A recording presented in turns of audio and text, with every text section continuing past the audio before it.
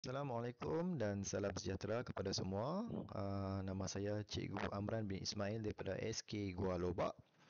Hari ini saya akan berkongsikan kepada cikgu satu apps yang terbaru yang terdapat di Delima, akaun Delima kita.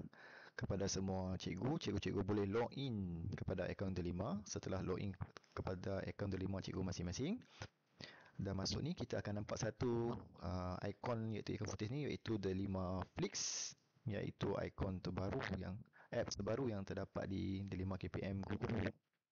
Kita boleh klik dekat sini.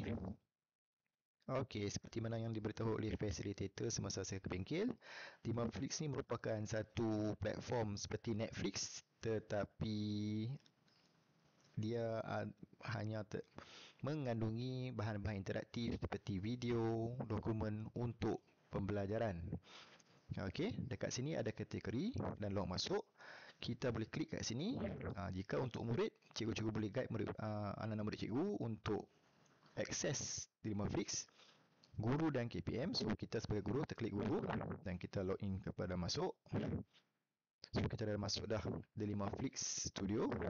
So di sini merupakan interface lah. Cikgu-cikgu boleh explore nanti modul pembelajaran semua ni. Di sisi modul, kat tepi ni pun ada macam-macam sub modul.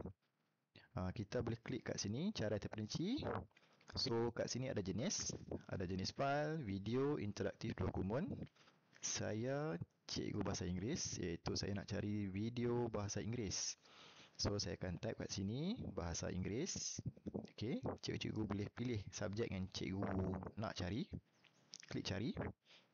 So seterusnya dia akan keluar semua video bahasa Inggeris yang ada.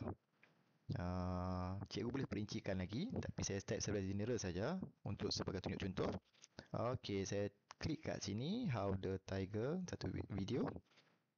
So akan keluar video didik ibu tersebut. Cikgu boleh tonton video tersebut.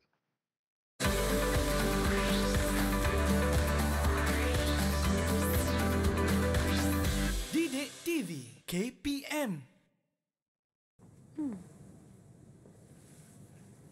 Okey cikgu, kita kembali kepada Delima Flix. Itu saja cikgu. Kalau cikgu boleh explore sendirilah. Sekian, terima kasih daripada saya. Bye.